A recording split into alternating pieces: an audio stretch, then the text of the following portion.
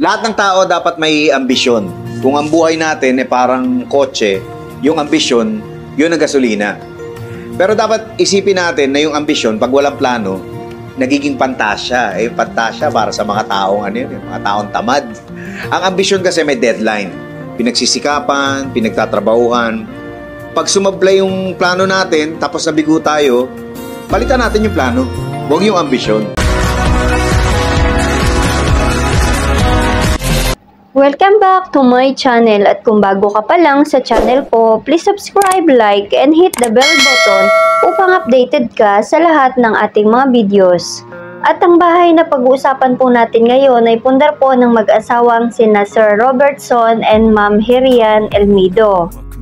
At ito naman po yung kanilang floor plan na nakuha po ni Sir sa Facebook. Kaya't napakalaking tulong talaga yung mga platform katulad ng Facebook. Nakakakuha talaga ng idea, lalong-lalo na yung mga nagsishare ng kanilang mga floor plan at design ng kanilang bahay. So ka-dreamers, kung ikaw ay interesado sa ganitong paksa, tamang-tama ang video na ito para sa iyo. Dahil tsak na makakakuha ka ng mga idea at design ng bahay na pwede mong magamit kung ikaw po ay magpapagawa na rin ng bahay balang araw. At dumako na nga po tayo sa mga detalye ng bahay at kung kailan nga ba nila ito inumpisahan at kailan ba nila ito natapos.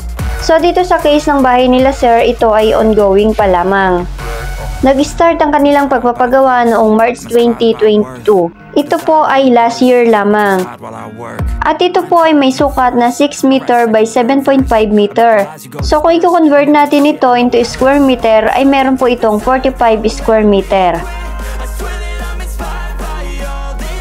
Ang bahay pong ito ay provision for 2 rooms, kitchen, dining, living area, CR, outside porch, and second floor balcony. So mapapansin po natin dito mga ka-dreamers na nagkaroon ng konting twist yung kanilang floor plan.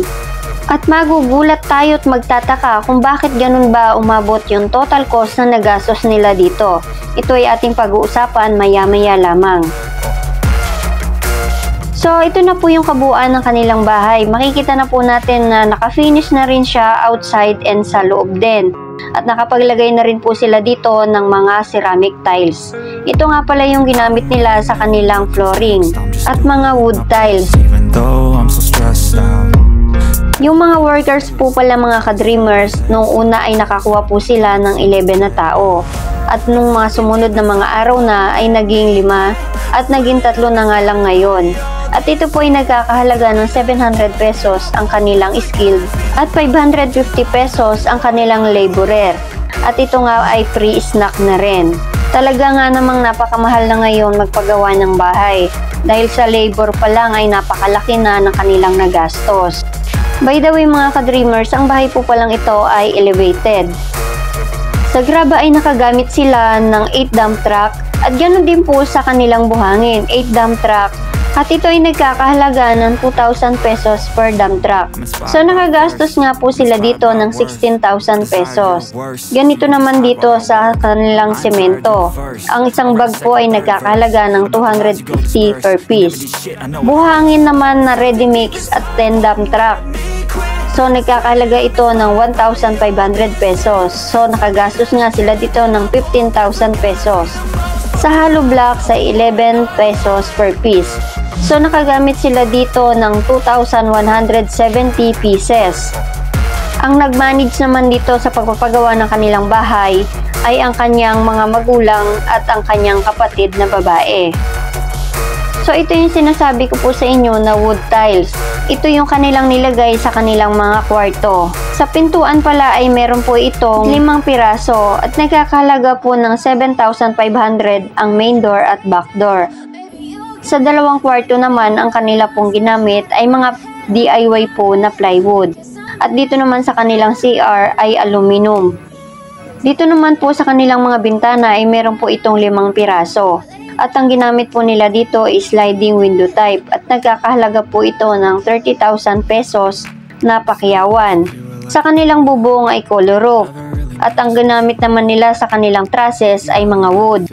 Sa mga bakal mga ka-dreamers ay nakagamit po sila dito ng 10mm na 160 pieces.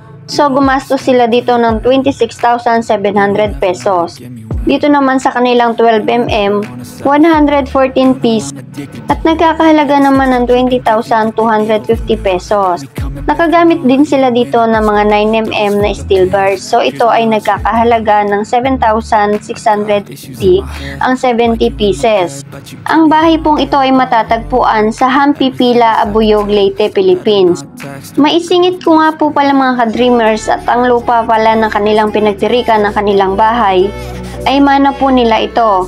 So ito pala mga ka-dreamers yung isa sa pinaka-importante kapag tayo ay nagpapagawa ng bahay.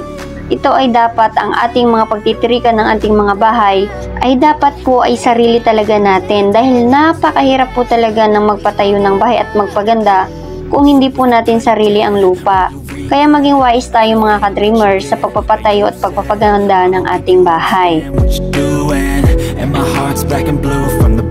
Sa halos isang taong paghihintay, ito na po yung kabuuan ng kanilang bahay. Makikita naman po natin na hindi pa siya totally finished. So, ito naman ay napakasarap na sa pakiramdam kapag nga ay nakikita na natin yung ating mga pinagpapaguran sa buhay. Lalo na nga ito at nakikita natin, ito rin minsan yung nagiging inspirasyon natin kung para tayong magsipag at lalo pa tayong magtrabaho sa araw-araw. Alam nyo bang mga ka-dreamers na nakakatuwa po ang mag-asawang ito? Dahil sa kagustuhan talaga nila at dedikasyon na makapagpatayo ng bahay, dahil si Sir Robertson ay isa pong gasoline boy at si Ma'am naman ay isang sales lady. O di ba mga ka-dreamers, hindi naman kalakihan ang kanilang mga sinasahod pero wag ka, nakapagpatayo sila ng ganito kagandang bahay. Kaya't nasa diskarte talaga ng mag-asawa kung paano po sila aasenso sa buhay. Hindi talaga hadla ang kahirapan at kung anong klaseng trabaho ang meron ka. Nandiyan ang diskarte at kung paano kayo magtutulungan ng mag-asawa para kayo ay magkaroon at umasenso rin sa buhay. Napakagandang ehemplo ang mag-asawang ito sa ating lahat. At dumako na nga po tayo kung magkano ba ang total cost na nagastos nila dito sa kanilang bahay. Umabot po ito ng 1 million pesos sa labor and materials. Marahil ay magtataka tayo kung bakit nga ba umabot ng 1 million at hindi pa natatapos. Ito kasi ang mga worst scenario kapag nandoon tayo sa mga malalayong lugar. Dito tayo nagkakatalo sa mga materyales, sa mga delivery, dahil minsan hindi po ito free delivery.